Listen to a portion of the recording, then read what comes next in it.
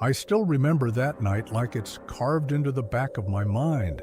March 3rd, 2021, a Sunday that started like any other. Houston's air was heavy, that sticky warmth that makes the streetlights bleed through the haze. I'd left St. Paul Baptist Church around 7:30 after the evening service. Pastor David Miller stayed behind, as he often did. I waved to him from the parking lot. He smiled, tired but kind, and said, "Go on home, brother. I'll lock up." That was the last time I saw him. Around 9, I drove back down Ashworth Road. I'd forgotten my wallet under one of the pews. From the corner, I could already see the church, every light still on. Not just the hallway. The sanctuary, too, glowing like a beacon in the dark. His car was parked near the side entrance. Same spot as always. Doors locked, no one inside. At first, I figured he was praying, like he sometimes did when he needed quiet. But something in the air felt off, that kind of silence that presses against your chest. I walked up to the glass doors. Through them, I could see his Bible open on the pulpit. The pages fluttered gently under the air vent. I called his name. Nothing. Inside, it was cool still. The smell of strong coffee lingered. His jacket was folded neatly on the front pew. His reading glasses lay beside the open book, Psalm 23, underlined in blue ink. "The Lord is my shepherd." I waited, expecting him to appear from his office, smiling the way he always did. But the minutes passed, and that smile never came. The back door was locked from the inside. The key was still hanging in the latch, turned halfway. I stepped out again, stood in the parking lot, and looked at the light spilling through the windows. The night was still, not even a breeze. Somewhere far off, a train horn moaned through the air. I called Sarah, his wife. He promised he'd be home for dinner, she said. Her voice cracked halfway through the sentence. When the police came, they found everything just as I had. Calm, neat, untouched. The sanctuary empty, lights buzzing. His Bible still open, his keys gone. His car locked, one of the officers whispered. He must have gone out back. But the mud behind the church was smooth, no footprints, no tire marks, just rainwater pooling under the lamplight. I stood there for a long time, trying to understand how someone could just vanish between prayers. That night, the church stayed lit until morning. I keep going back to that morning. The air had that soft stillness before the Texas heat settles in. Through the stained glass, the sunlight broke into colors, gold, red, blue, falling across the pews like ribbons. People arrived early that day, families carrying casserole dishes, children racing between the aisles, deacons shaking hands, women fanning themselves with programs that said March 3rd. Lost and found. David was by the door greeting everyone. That was his way, always the first to arrive, last to leave. His handshake was firm, warm. You felt seen when he looked at you. That morning, though, I noticed his smile didn't quite reach his eyes. His tie was crooked. Sarah, his wife, fixed it right there by the door. She kissed his cheek, said something I couldn't hear. For a moment he froze like the world around him had gone quiet. Then he nodded, adjusted his glasses, and walked toward the pulpit. The choir started with "Leaning on the Everlasting Arms." The sound filled the church, familiar, safe, but David's voice was different. Usually strong, booming, the kind that made people straighten their backs and listen. That morning it trembled, just enough for you to feel it in your own chest. His sermon was about the parable of the lost sheep. He read from Luke 15. His voice softened as he spoke.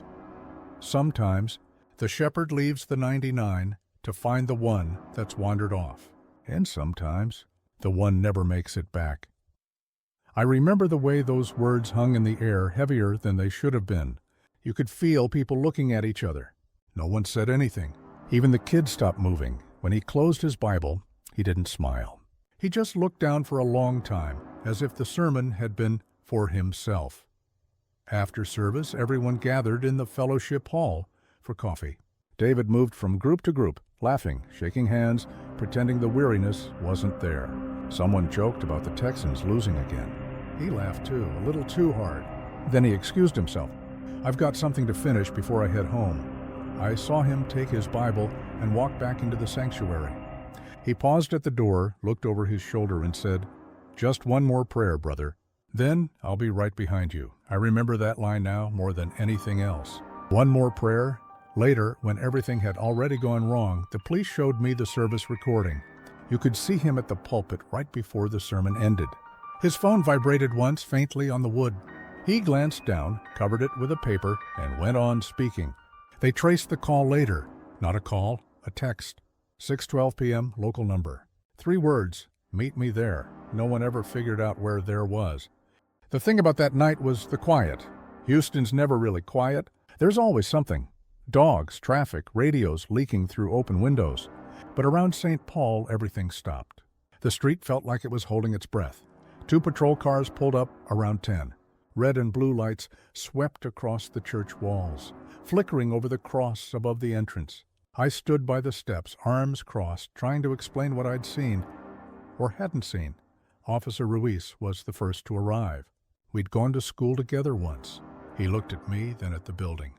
You sure he's not inside sleeping it off? He said. I shook my head. His car's locked, keys gone. He's not in there. Ruiz pressed his flashlight against the glass doors. The beam slid over the empty pews. The pulpit, the Bible still open, pages trembling under the vent. Creepy, he muttered. He jiggled the handle. Locked. He motioned for his partner to check the back. Then his radio cracked. Static. Then the dispatcher's voice. Unit 12, we just got a call from that location. Caller reports the pastor is still praying. Ruiz froze. I felt my chest tighten. That's impossible, I said. We're standing right here. The dispatcher came back. Line went dead. Call originated from the church's landline. I stared at Ruiz. He stared at the door. For a second, I thought he might just walk away. Instead, he called for a key. Mrs. Doyle, who owned the flower shop across the street, kept one in a tin marked Sunday Blooms. When she handed it over, her hands were shaking. He was supposed to bless my grandson next week, she whispered. Ruiz unlocked the door. The sound echoed through the night like thunder. Inside, it was colder. Not air-conditioned cold, deeper. Stale, untouched. My footsteps sounded too loud against the floorboards. Everything looked the same as before. Bible open, jacket on the pew, microphone on the stand. But then we noticed the small things. The microphone cable was halfway out, hanging loose. One of the back chairs tipped over. On the pulpit, a faint dark stain. Ruiz bent closer. Coffee? He guessed. But the smell wasn't coffee. It was sharper, metallic. He called for backup, his voice lower than before. Then, out of nowhere, the phone rang. Not a cell. The church's landline. 1 ring, 2, 3. We both turned toward the sound. It came from behind the pulpit, where the phone sat on a small desk. Ruiz walked toward it, slow, hand on his gun. The ringing stopped. He picked it up anyway. Houston PD, he said. Silence. Then, click. Line dead. He hung up and looked at me. Anyone else have a key? Just Sarah, I said. And him. He wrote something in his notebook. You said you found it like this before?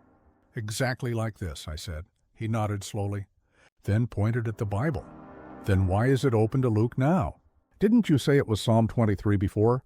I looked closer. He was right. The bookmark had moved. Luke 15, the lost son. I didn't say a word. Neither did he. The only sound was the faint hum of the lights and the whisper of air through the vents. But I swear in that stillness, it felt like someone else was in the room with us, not seen, not heard, just there. I didn't go home that night. I sat in my truck across the street from the church until the sky turned gray. The lights inside still glowed, washing the windows in a sickly yellow. It felt wrong to leave. Around dawn, Officer Ruiz came out. He looked older than he had a few hours before. His shirt was untucked, his face pale. We sealed the building, he said. We'll go through the cameras this morning. I nodded, not really hearing him. The next afternoon, he called me down to the station. The footage was already loaded on a monitor in the corner of the evidence room. The air smelled like burnt coffee and dust. Ruiz hit play. There it was, Sunday, March 3rd, morning light through the stained glass. People filling the pews. David at the door, shaking hands. Fast forward. The service ends. Everyone leaves. Around 7:38 p.m., I see myself walking out, waving at him. He waves back. Then he goes behind the pulpit, leans down, maybe to pray. The seconds pass. He sits, turns a page in his Bible. Then, the screen blinks. 09 p.m. Black. No sound, no static, nothing. Just a black frame frozen on the timestamp. 26 p.m. Image returns. The light flickers. A chair is tipped over. The microphone cable dangles off the stage. The Bible's open to a new passage. Luke 15, the lost son, and David is gone. Ruiz paused the tape. The room stayed silent. It's exactly 17 minutes, he said. No interference. No power loss. He pointed to the small red indicator on the monitor. See that? Someone stopped the recording manually. My stomach turned. You mean someone was there? Someone turned it off or unplugged it. He rewound frame by frame back to 8:08:59. Just before the blackout, there was a flash. One frame that didn't belong. David standing, his face half turned toward the back of the room. Behind him, a shape. Faint, blurred, could have been a reflection, could have been a person. I leaned forward. What is that? Ruiz didn't answer. He just watched. Then he stopped the video and pushed away from the desk. That's all there is. That night, I drove home in silence. The streets were empty, wet from a light rain. Houston felt smaller somehow, like the city had swallowed its noise out of respect. I couldn't stop thinking about those 17 minutes, how short they were, how long they felt. At home, I poured a drink and sat by the window. The house across the street had a porch light that flickered every few seconds, on, off, on again. I stared at it until my phone buzzed. It was Sarah. Her voice was quiet, almost a whisper. They found a note, she said. My hand went numb. A note? In his office. On his desk. Folded inside his sermon notes. What did it say? She hesitated. Just 4 words. 4? Don't wait for me. The line stayed open after that. Neither of us spoke. I could hear her breathing, slow, controlled, like someone trying not to break. After a while, she said, he wrote it on the back of a grocery receipt. I said the only thing I could. Maybe he meant it for himself, but even as I said it, I knew she didn't believe me. And neither did I. It didn't feel real. The church parking lot turned into a kind of command post. Volunteers, reporters, church members, walking around with flyers in their hands. His face was everywhere. Smiling, alive, printed in black and white. At first, the energy was almost hopeful. People brought donuts and thermoses of coffee, prayed in small circles before heading out to search the woods and the creeks around Ashworth. Someone said they'd seen a man walking near the highway that night. Someone else said they heard a car door slam behind the church around 8. Every rumor was a piece of light we were desperate to chase, but days turned to weeks. Hope turned into exhaustion. The media stopped coming. Even the prayers got quieter. I started noticing how people changed the way they said his name. At first, it was Pastor Miller, then just David. By the 3rd week, it was him, like saying his name might summon more pain than they could stand. Die. Police searched every inch of the area.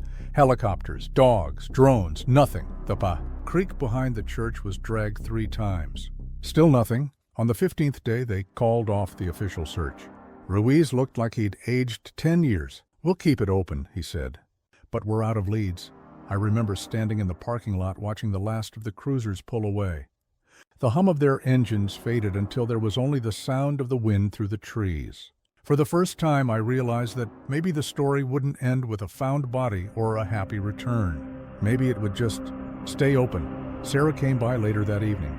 She looked worn down but steady, holding a stack of envelopes, letters, donations, prayers written by hand. People mean well, she said, setting them on the hood of my truck. But every word feels like a question I can't answer. I didn't know what to say. We stood there for a long time, staring at the church.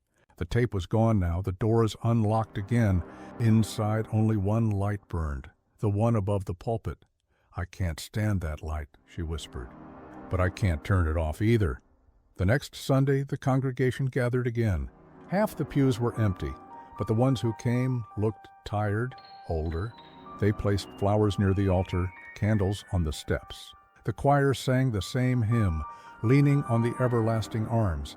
It sounded different this time, slower, fragile.